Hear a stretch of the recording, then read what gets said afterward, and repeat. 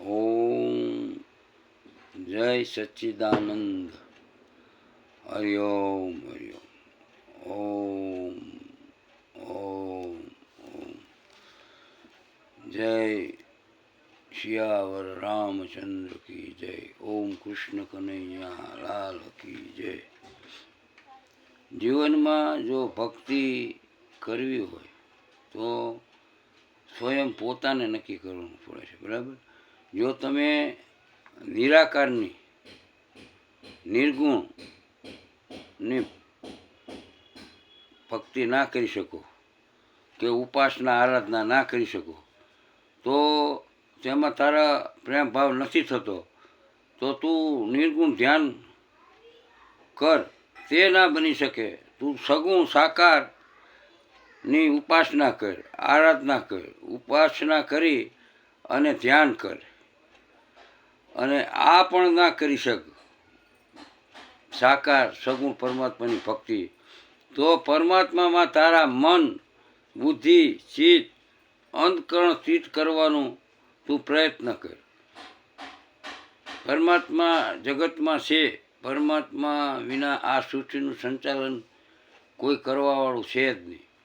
આ જગતનું સંચાલન કરવાવાળા પરમાત્મા, એ તમે ભગવાન કહો, પ્રભુ કહો, વિભુ કહો, ઈશ્વર કહો, એ પરમાત્મા તમે સાકાર કહો, નિરાકાર કહો, નિર્ગુણ કહો અને સગુણ કહો, તો એ પરમાત્મા છે એ એક સત્ય તમારા મનમાં માની એક શ્રદ્ધા વિશ્વાસ રાખી ભક્તિ પરમાત્માની કરો. તમે ચાહે સગુણની કરો, નિર્ગુણની કરો, પણ પરમાત્મા છે એ ફાઇનલ છે.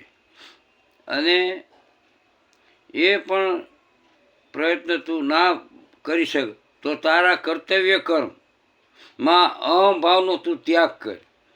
તારા જે કર્મ છે એમાં હું કરું કરતા ભાવ એનો ત્યાગ કર.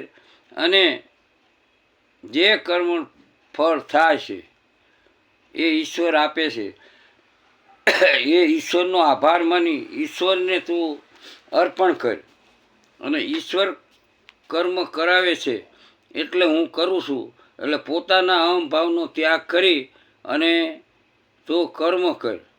અને એ પણ જો તારે થઈ ના શકતું હોય તો તારા આસક્તિ મોહ મમતાનો તું ત્યાગ કર. અને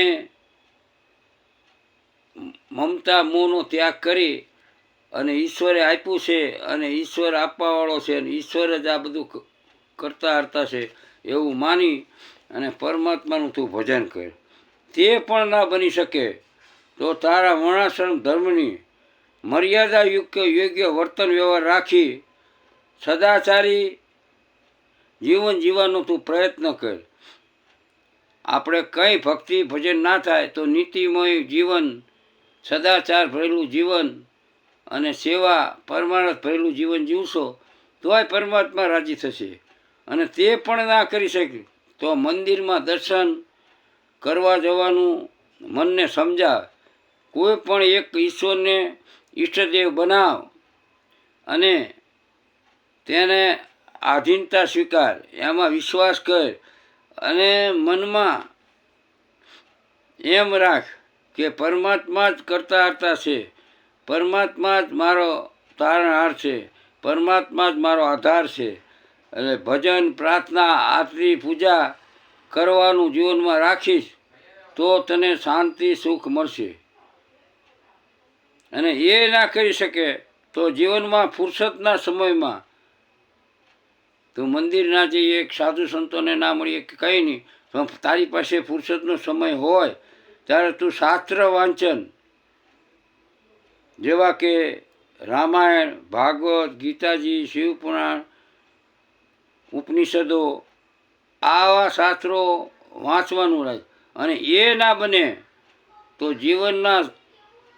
જીવનમાં જે સંતો થઈ ગયા એમના જીવન ચરિત્રો તું વાંચવાનું રાખ. એ ના બની શકે તો પશુ પક્ષીને ચણ, ગાયને ઘાસચારો નાખવાનું રાખ. એ પણ તારે ના બને તો ગરીબોની સેવા પરમાર્થ કરવાનું રાખ. અને એ પણ ના બની શકે તો સંતો પાસે જવાનું મનમાં દળ નિશ્ચય રાખ. અને સંતોને વચનો સાંભળી અને જીવનમાં ઉતારવાનું રાખ.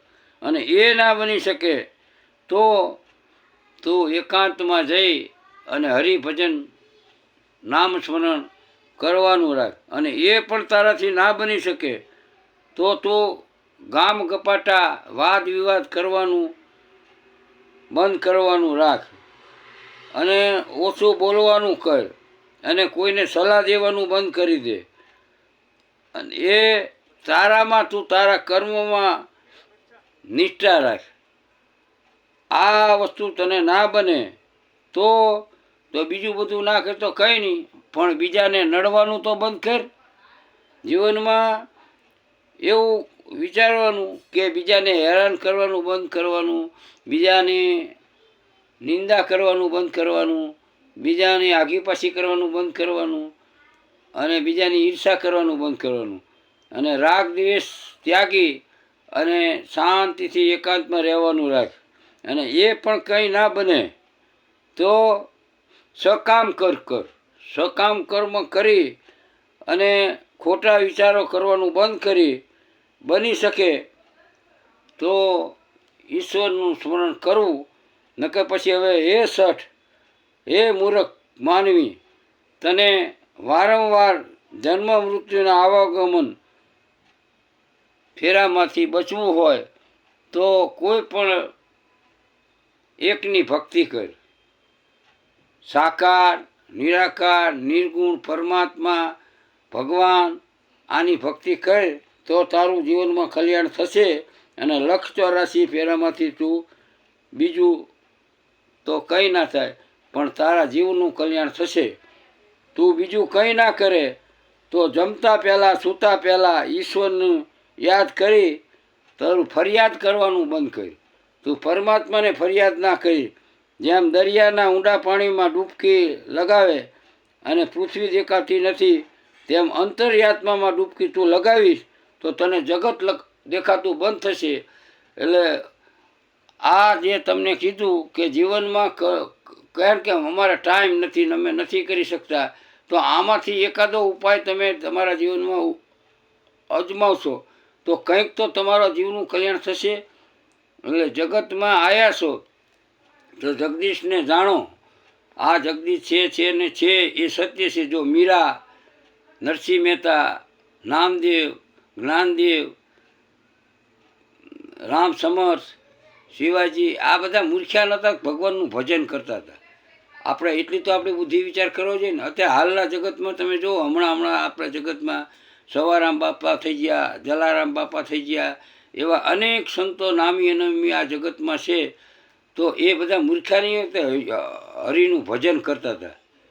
એમને સમજાણું કે જગતમાં સત્ય હરિભજન છે અને આ જગત સપના સમાન છે. એટલે સત્યને જાણવા માટે માનવીએ પ્રયત્ન કરી અને પોતાના કલ્યાણ કરવાનો પ્રયત્ન કરવો પડે. જગતને જોવાનું તું ત્યાગી જગદીશને જો. તારા હૃદયમાં ઘટભાઈ બીજા જે આત્મા એને નિરખવાનું જો.